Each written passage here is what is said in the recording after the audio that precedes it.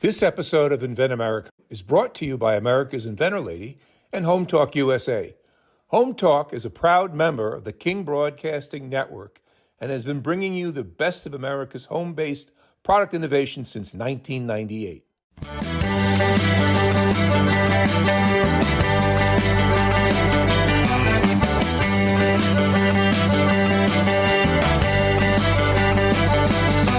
Broadcasting and streaming live all across America. This is HomeTalkUSA. Join us this hour for our segment Invent America with your co-host Rita Crompton.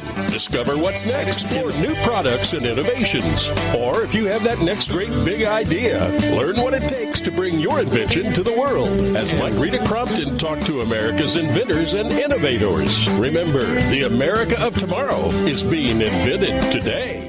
Welcome back, America, for this segment of Invent America, because we invent in this country. We solve problems, and then we go to market. And you know what? Then we go, oh, I've made it. Now I've got some inventory. Now what do I do? So the topic today is, all right, what's next? And our guest is Carole Sprunk. I was looking there at the S and the C.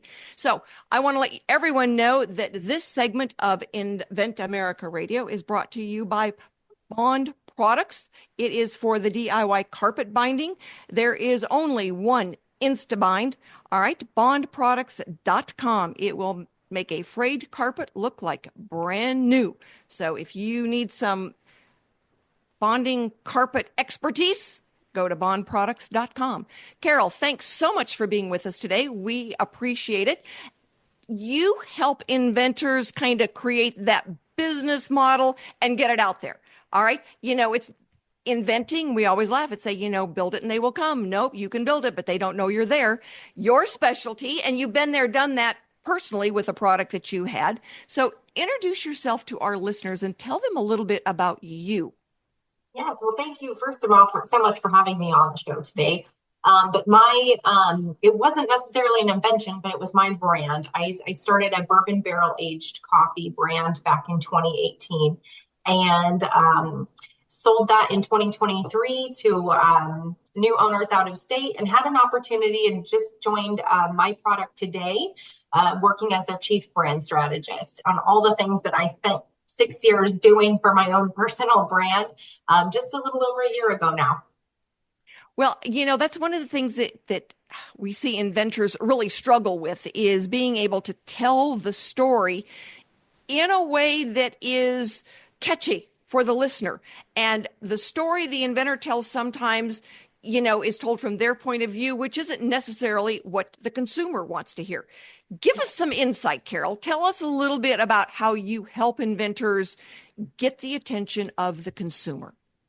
For sure. Well, first we start off with what their goal is. Who is their consumer? Are they going to turn this product idea into a full-on business that they are going to run day to day? Or is their bigger goal to launch it and get acquired by somebody or go down the licensing path? So it's really just starts with their initial goals, and then from there, their capacity for working in it. Because then, like, running an e-commerce business could be a full-time job in addition to everything else you need to do. So it's really just going over goals and then kind of putting that strategy into place of what is next for us.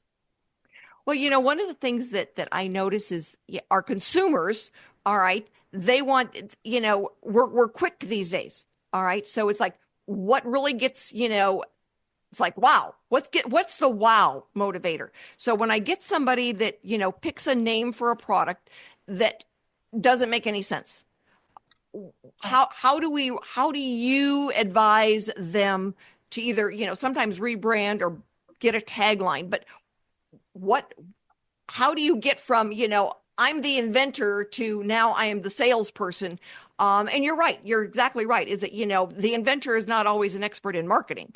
But we've got to reach the consumer. I mean, all of our listeners are consumers. We're all consumers. All right. We've had products. It's like, wait, what? What is that? There's been times on TV I've seen a commercial. It's like, I don't even really know what they were selling. There was a problem then with the marketing company. How do we sell what we're trying to sell?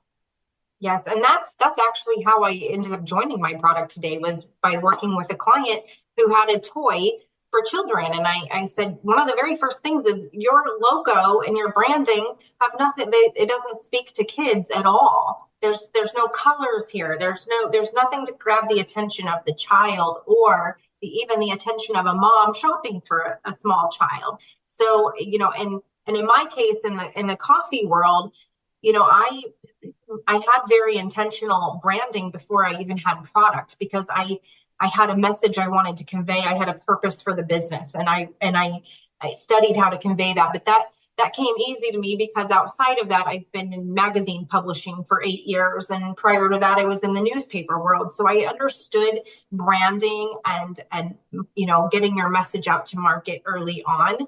But it's helping that inventor identify who is the target audience for this, and how do you want to look to them? How do you want it to look and feel and sound and all the things? What can you make the customer feel from looking at this? Well, and I always tell inventors, it's like, you've got to have a name or a tagline that someone would Google to find you. It's not walking down the store aisles anymore. Most of us go online. We all do. And so what would someone Google to find you? But, the other thing to keep in mind is Apple paid millions of dollars to teach you that an apple is something that you play with now and not something that you eat. And most inventors, by the time they get to marketing, they don't have $1 million to throw at this to teach you that an apple is something that you play with instead of eat. It's the messaging behind it. And also, I think market validation. If you give enough of these products to your to customers to try out, their feedback is very important. And use those words and that feedback in sort of the messaging moving forward. And it can really help you identify audiences that you didn't even know existed for your product. Well, one of the things that we've found is that when we go to ASD Market Week, and we take 40 inventors, and they find out a lot of information, and a lot of times it's what is the name, what is the tagline, what is the grab of the consumer, because the people who are there are the professionals, and they are the ones that are going to be selling this product on your behalf. They're going to put it on the store shelves or on the e-commerce sites, and so it's like, that's not going to work. So the information you gather as the inventor, can be critical to success. And those are the people that you want giving you some feedback. Is, the people that would be your, retailers and wholesalers and suppliers. And so we get a lot of inventors that, after the show, what they paid to go to the show, they have gathered in market research 10 times over, and are able to go back then and redo some packaging. They're able to redo some of that message. Sometimes they haven't even gotten packaging yet. And sometimes they actually even change the way it works. Yep. And yep, so 100%. And then it's maybe potentially being flexible for a potential retailer. As I, with the coffee business, looked at going into a larger distributor, they wanted a completely different size of a unit. So I had to explore if that was worth it to me, if I wanted that, and what the ultimate goal of the business was. Oh, I know. We had an inventor, and he ordered a 4-inch size, and he got an order for a 3-inch size. And he goes, "Wait, what? I don't even have that one." So it's like, right. made him crazy. And but they had a really good reason on wanting the 3-inch size. So, he's got the 4-inch size coming, and we'll sell all of those, and then we'll go after the 3-inch size. But you never know until you go to a show and people are starting to give you that critical feedback on, just the price. There was another one that we did, and everybody on the questionnaire said, "What color do you think is going to be the best?" And so they were picking overwhelmingly, the darker colors, black, brown, navy, gray, so that, it wouldn't show the dirt. And when they walked out the door, almost every single one of them picked yellow. Oh, wow.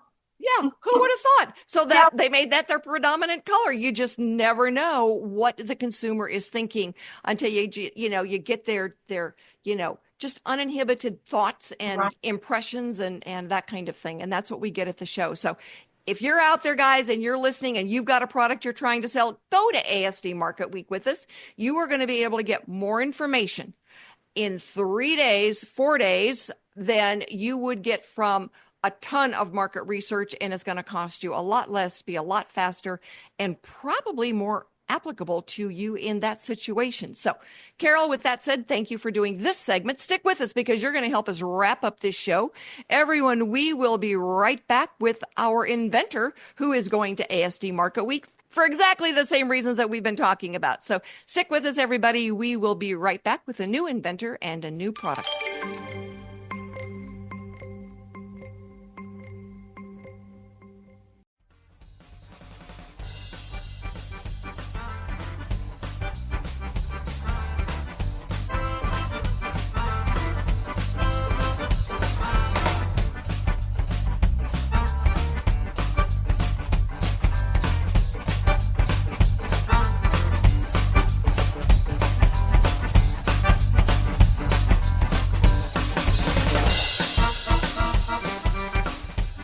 Hello, America, and thank you so much for being with us for this segment of Invent America, because America invents. This segment is brought to you by Impeccable Air. They are the leaders of whole home air ventilation. If you want to improve the quality of air in your home, Impeccable Air at impeccableair.com.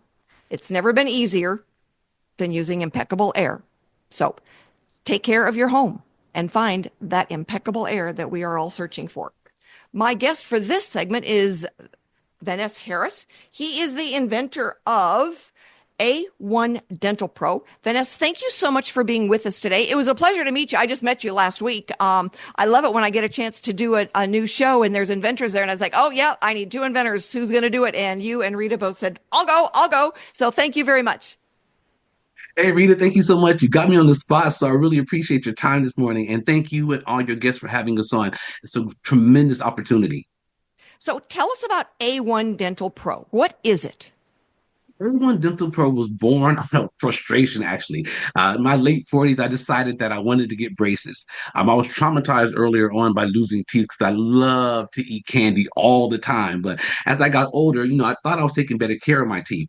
But what I noticed is that I didn't floss as often because it wasn't as convenient. So I decided to get braces to straighten my teeth out and to get better, action in terms of taking care of better dental care. I was traveling at that time, so as a scientist, I needed to carry floss, toothpaste, the brush. So the dentist was very clear that when you get these braces, you absolutely need to carry all these items with you to make sure you have great dental care. So I searched and searched. I said, there has to be a more convenient way than carrying this bag of supplies around all this. So I went to the Walmarts, to the CVS's, and looked vehemently for this item that I thought pre-existed. Didn't find anything. So I went home one night. I kind of sketched out what I thought it would look like to have an all-in-one, meaning the toothpaste, the toothbrush, and the floss. My stick figure, I'm a scientist, definitely not a draw at all. But that night I also saw on TV Invent Help. The next morning, I actually had an opportunity to call Invent Help and say, hey, listen, I was looking at this tool, this device it's all in one. Does it already exist? We had a meeting. I end up deciding to sign with them. They made it patent pending, and I now have a patented all-in-one toothbrush that optimizes hygiene and dental care. Excellent. So cool. So, and I read in your bio where you were a scientist at one point and working on different products. And so, that certainly helps you understand the inventing process. Tell us about the challenges of marketing. Yeah, so I have no skills in that. So there's a huge challenge. And I think you spoke about that earlier on. We definitely are geared for data and developing, but the transition into the new market, especially the digitized marketing age, you really have to already have been having followers either on the TikToks or the Instagrams or Facebook. That's the era right now. I grew up at a time frame where we had to pay and buy marketing. It wasn't as easy just to go online and create a following. So really difficult, but I've been really lucky to partner with my products today. Rita, met you. So I think these opportunities, a lot of inventors actually absolutely need. And of course, a lot of people that are interested in really optimizing hygiene and better dental care. Well, and the show that we're going to, it's for all consumer products, and they've got a huge section of those personal consumer care products. And so, what is your goal for the A1 Dental? Are you manufacturing? Do you have inventory yet? Do you plan to get inventory? We are now in the manufacturing phase. I am looking for inventory to come. So you asked a more important question about marketing. I love that Carole Sprunk that you had on earlier on was absolutely going to be helping me, guide that. This ASD show we're going to try to attend is going to also be something that's going to be absolutely helpful for me. But my idea is to have an all-in-one, an A1 Dental Pro in every backpack, in every purse, in every suitcase, America-wide. What I really want your viewers and listeners, I'm sorry, to understand is that 32% of Americans only floss. So that means 68% of us do not floss. That's over 65 million adults that do not floss. That means we also have then gum disease. That gum disease then will end up having you lose teeth earlier on or later on in life. What I really understood, and as I was doing my research, in America, we're really good at not having cavities, really great straight teeth. What we do have is bad gum disease. In other countries, they have really poor cavities, but really great gum disease. And I was questioning, what does that do to? We eat a lot of processed food, a lot of sugar, a lot of things that are really bad for our health. So I'm looking at this as not a product I'm really selling, but a lifestyle, a way to really keep your dental health, which affects your immune system and your heart, really healthy. So I think I want all Americans to somehow take better care of themselves. And as a scientist, one of the great things I want to leave in posterity is someone that can feel that, hey, I walked away with a product that helped me, my family, live a better and a good quality life. Well, I think that that's fascinating, and being able to tell a good story, you're on the verge of that because you've said some of the key words. And I certainly appreciate it, easier when you're traveling. My grandsons come out here to see me and we're buying new toothbrushes. We're buying new, it's like, oh, what do you mean dental floss? We're buying new, toothpaste for them, and then they leave it. So, after, all this, traveling, and that's not just when they come to see me, that's when they go to see their grandfather or their aunts and uncles and everything, and everybody's out buying new supplies. They at this point have a toothbrush in every house that they're related to. So it's about convenience. Yeah, and so if they had yours, they'd be able to come and go and do it, and their mother would say, oh, come on guys, just leave it in your suitcase. So that is true. And don't tell Carole this, but I'm working on getting her to come to the show too. So nice. Keep that nice. secret, Any right? place, anytime, anywhere. I think it's really difficult. It's really about convenience. In this day and age, people want a convenient way. What we leave out is the flossing aspect. I think we're really good at brushing our teeth when you have to, but it's the convenience of having to floss, having to stick your hand in your mouth and go through each tooth. It's in public. What would that, I mean, I know you're in the restroom doing so, but imagine having an all-in-one. The toothpaste is already inside. Yep. The floss is already inside. There's a pick that allows you to pick also. So I think, and that cap that you can rinse with, having all these things all in one really allow, I think, Yep. better dental care. It's really about optimizing great health care. So, Vanness, thank you so much for being on today. I appreciate it very much. We'll get some video on with you so that you can actually show your product. America, stick with us. We are going to be right back with another inventor who's got a lovely product and is going to ASD Market Week with us as well. Thank you so much, Rita. I appreciate your time today. Thank you.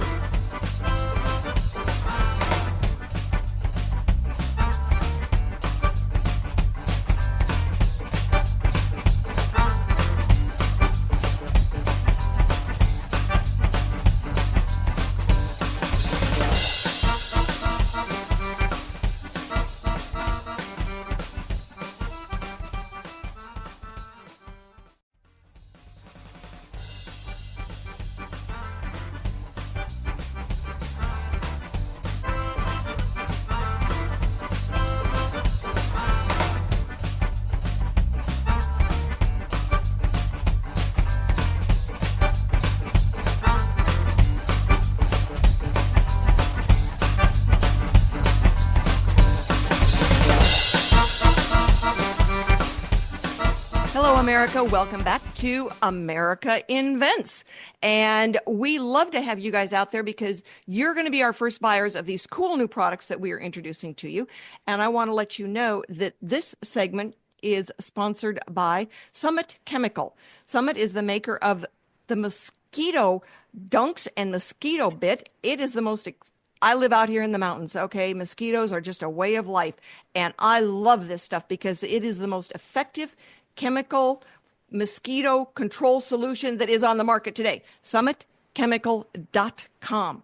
And our next inventor is Rita Widener, and she is the inventor of Practice Folders. Rita, thank you so much for being with us. It's been a pleasure to meet you and get to know you. Tell our listeners about Practice Folders. Yes, thanks for having me on the show. I'm so excited to share with you my product. The Practice Folder is a portable, practical tool that is designed to help you practice with ease. And I'm a musician, I'm a pianist, piano teacher, and I work with students. And how this product started was I was actually in a continuing education class myself as a piano student, as an adult piano teacher, learning from a master's, a doctorate person, and she's giving me tips on growing myself as a musician. And she was trying to correct my technique during the lesson. I really was trying to do everything she said. And she said, you know what? I think you just need to practice with the mirror. So I went home and I thought, great idea. I go to my piano and I tried to pull up a mirror, and it was very difficult, and I couldn't very well roll the piano to the bathroom. So I go online to try to buy something that's easy to set up next to my instrument, and I couldn't find anything. And so I decided to make something myself, and it occurred to me, you know what? I would like to create something that can just become part of the student toolkit. And so I designed a folder that has two built-in mirrors, a large mirror and a smaller mirror that is removable and adjustable. And so now it takes a folder that's stylish. It carries your sheet music. It has retractable handles. It has pencil holders, pockets for stuff. And it comes with a cleaning cloth that covers the mirror. It acts as a protector for your mirror, but you can use it to clean the mirror, clean your glasses, clean your screens. It's very functional. And I've created a design so that you can carry your mirror with you to school, in the classroom. You can carry it on your own, stick it in your backpack. The mirrors are totally lightweight, non-breakable, so they're safe for the classroom. And I wanted to create something that was not digital, because often we tell students, okay, you can record yourself and, look at your videos. But what we know is that they often get distracted by other things on their phone, and we want to move them away from that reliance. Another thing that we find with students is that they're reluctant to record themselves and then actually watch their own videos for feedback. They're not, they're not reliable that way. So what's very effective is the immediate feedback of this mirror. And for me as a teacher, for me to bring this to the class and say, hey guys, look at yourself when you practice, it totally empowers the student to take ownership and responsibility for their technique. And I'm not the teacher nagging, do this, do that. They can see it themselves. And I say, hey, do a posture check. They sit up. They just look at themselves and know, I need to sit up. That does not look good. So I just created something that would fit in their backpack and work with their toolkit, if you so to speak, as a musician. Well, I saw on your website, some of the ways that it was being used, and it was fabulous. I grew up playing the clarinet, and my daughters, they each played an instrument. They were in the band. My grandsons play, and so definitely can see the need. It makes a difference when you can see yourself. Yes, and it's not like you're going to play that horn or practice the drum in front of the bathroom mirror. No. So when you can set it right there and be able to use it on the music stand, and you can see it, sometimes it makes all the difference in the world in the sound of the music when you see how you're sitting. Absolutely. And I'll tell you something, I'm a flute player as well. Now that's like a little side thing I do. I'm a pianist, okay, but occasionally when I have a family event, like I've had funerals that I've gone home to Jamaica, where I'm from, and I don't have a piano, and they say, "Hey, can you help us with the music at the funeral?" And so they know I play the flute. Can you play this song on the flute? Okay, but Rita does not practice every day on the flute, so I am so insecure. Well, what I did was I took my folder with me, carried my sheet music up there. I had my mirror, and I was checking my embouchure the whole time to make sure that it was just right. No one knew I had it. It's so discreet, but it made me feel confident as the performer, to present that. And I am definitely within the student category in the flute department. And so I can see where if I were a student and having that tool that's really discreet and you have a performance and it make you feel better, you can take it with you. Absolutely. It's amazing because, you're watching someone that is playing and you're thinking, they don't even realize they're starting to slump over. They don't even realize that they're frowning. They don't even realize. And then when they can look in the mirror and see themselves, it's like, you're right. All of a sudden they sit up straight and all of a sudden now they've got a different look on their face. The tone sounds better. Yes. It's Yes. amazing how that works. So tell me, what are your goals with Practice folders? So my goal is to bring it into the world and make it available. I started this project a long time ago with a Kickstarter campaign in 2014. So I got the word out, and my goal at the time was to find a manufacturer. And I was featured on the local ABC 13 News, and I was so excited. I found a manufacturer in Jamaica that made me some samples, and it was not enough to go to scale to sell. So I did launch it in 2016, and I gave away a bunch of product to the National Youth Orchestra there. And I've given away product here and asked for feedback from professors and so on. So my ultimate goal is to be able to provide a product, and I know I can have a manufacturer reliably provide product and it can take orders and fill them. So I've actually had to hold back on advertising because I have a social media site, I have a web page, I have lots of people who tell me great things about this product, but I have no product. And so my goal right now is to get, I'm in the manufacturing process with my product today. Good for you. Hopefully my product will come down the line a little bit later this year. I am going to the ASD convention with you, and I'm so excited to get some feedback from potential buyers. Initially, my thought is to bring the product in and market it under my Practice name. I do have a line of products in the back of my head coming down that will help you practice with ease. This folder is the first of those products. I am definitely open to licensing if the right deal comes along. But initially, I will start off with selling on an e-commerce site, selling locally and, in stores and so on, and then see where it goes from there. But I'm wide open to whatever opportunities come. Well, good for you. And one of the things that we find, happens on a pretty regular basis is as you start getting interest from potential buyers, it's easier to get interest from somebody willing to license it because they already know you've got buyers lined up. So you're kind of at that critical spot right now where you can look at taking orders from people interested in carrying the product, but you can also then, when you're talking to the licensees, and one of the other parts of the conversation you can have is when someone says, well, we'd like to order 12 of these, who supplies you with these other types of musical supplies?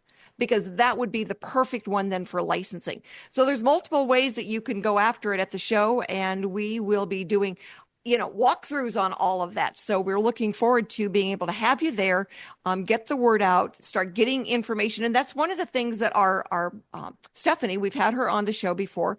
That's what she does for the inventors before the show even starts, is that she will take your product and your sell sheet and your website, and she will start pre-selling the product for you to bring buyers in. But the cool thing is that if they can't be there, so they still have your contact information. So they're able to then get in touch with you, find out more about where you are, what you're looking for. They'll ask you about your intellectual property, all of those things. But she provides then that route before the show, and then certainly after the show as well. So, Rita, we are looking forward to having you with us at the show. Thank you so much for today. We're going to do some video with you probably next week so we can show your product off a little bit and link that to the dashboard. And Awesome. Stick with us, everybody. We're going to be back with Carole to kind of wrap this up. And again, if you know anybody out there who's a small business owner, who's got product that they are trying to sell, ASD Market Week is a great place. Their tagline is dustpans to diamonds. We like diapers to diamonds because we have diapers that we're taking with us. But anybody out there who's got a product to sell, join us at ASD Market Week. Stick with us, everybody. We will be right back.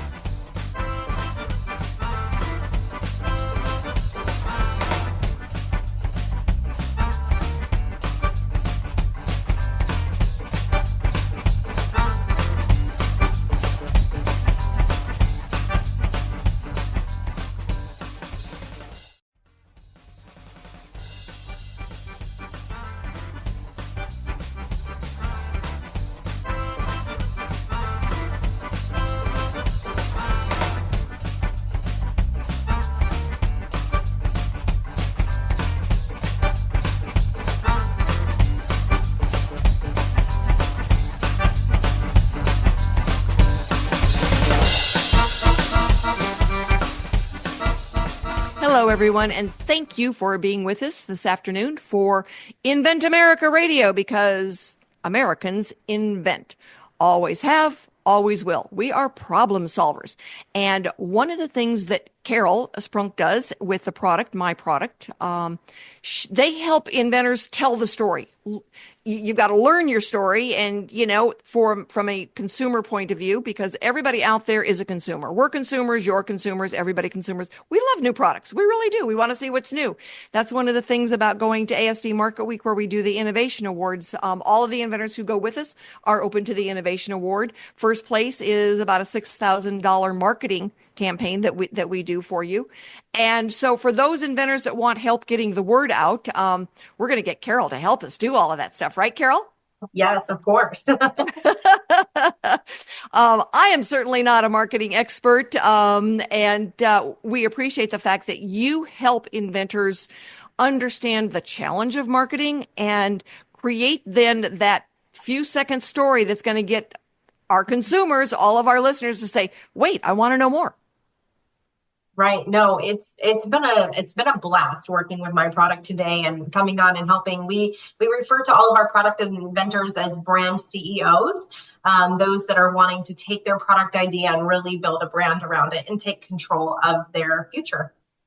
So it's part of the challenge. I mean, we look at, the cost of getting a product from I have an idea, mine to market. And so those early steps, and they go, oh, I can't afford to file a patent. What do I do? It's like by the time you do the patent, the prototype, the manufacturing, and you put it on one side of the Grand Canyon, everything that you spent there, you're going to spend equal and more on marketing. So you've got to be you've got to really squeeze those dollars on the front end, because you're going to need them on the back end. Marketing is not free. Social media has made it so you don't have to buy a TV commercial. But it can still, especially if you make mistakes, especially, you can get, there's certain phrases out there. It's like, nope, don't do that. If you want to know what not to do, give me a call. I'm happy to tell you. But there are just certain things that give you a bigger bang for your buck. Carole, what are some of those things that give you a bigger bang for your buck? Well, certainly, any opportunity that you have to do anything in person, or opportunities to be on shows such as this, where you can talk about your product. And I think that the more opportunities you get to do that, along the way, you refine your message and you get faster and better at telling people what problem you solve and how quickly you solve it and who it's for. Yes, you're exactly right. And I think, when we talk about going to a trade show, everybody pitches in. When we go to ASD Market Week, we take 40 inventors. We've got 1,000 square feet. Everybody pitches in and pays a little bit to go for this big show. You talk to more people in 4 days. You spend less money in 4 days than if you were doing a huge social media campaign. And you get more people interested in giving you feedback for your product. So it's a bigger bang for your buck to go to a professional trade show. We tell people don't go to those trade shows that are, don't go to an inventor trade show because it's a feeding frenzy and you're the main course. Go to the show for your industry. Go to some place where there's buyers, professionals, business to business, that kind of thing, as opposed to those niche ones. I mean that makes sense. I think you want to go where your customers are going and be able to. People want to know who the inventor is. People want to know why you did what you did and what your passion is. And I think us as consumers, we can read right through and see whether something is authentic or if the passion is there. And that's, I mean, there's local shows, statewide shows, city opportunities, craft vendor fairs.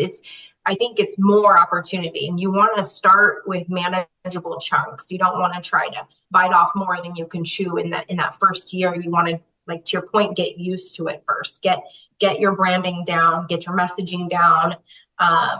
And there's opportunities. I mean, I'm in Nebraska and there's opportunities here. And then, in the Midwest and then nationally and internationally. And you want to take those in manageable chunks. Absolutely. And you pay attention. One of the things that we always tell the inventors when they go to ASD Market Week with us, and they'll say, well, do you have chairs for us to sit at a table? And it's like, no, you're there to work. And so everybody's up there walking around, they're talking and engaging to people. And I said, when you walk around the show, you look at the booths where they had a table with people sitting at the table and they've got a phone in their hand and they're not making any eye contact. And they'll come back and they'll say, oh my God, you were right. It's like there was no eye contact there. Nobody even knew I was walking by. And it's like, okay, this is how we do it here. And we give them the opening lines. We tell them what to say and what questions to ask. And it's so fun to watch the difference. And we'll get people that say, oh my God, that was the best time I had. Now they worked like crazy for 4 days and they are so excited. And, they're going out and they're meeting people and they're getting feedback on the product and they're sharing with each other. It's amazing what the inventors learn from each other. Yes, for sure. That's where we're building a community within my product today of brand CEOs, introducing them all to each other. I'm like, you've got built-in cheerleaders all across the country, consumers and feedback. You couldn't ask for a better community of people to be part of. Absolutely. I mean, we do the Inventor Roundtable meetings, which is kind of the call-in version of the radio show. And so people will all across the country will take a look at the participating, and they go, sometimes the best information they get is the inventor sitting next to them, even though it's a virtual screen. Yeah. Your network is your net worth. Yes. Absolutely. And so anybody out there who knows an inventor, wants to become an inventor, you can join us on the radio. It's free. And if you want to join us at one of the Inventor Roundtable meetings, they're free. We do 2 a month. And people can just log in from their computer and ask questions, talk about the process. We're going to get Carole on one of these days to be a guest speaker that talks about marketing. And, everybody out there, everyone in America is an inventor at one time or another, and what's more important? Everybody out there is a consumer. We all look at buying cool new products.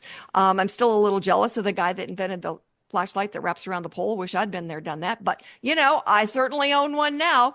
And so we can all support the inventing process in America by going out and buying these new products. So thanks everyone for joining us today. We will be back next week with more stories on getting products from mind to market. We will have new inventors and industry experts. So join us and have a wonderful week.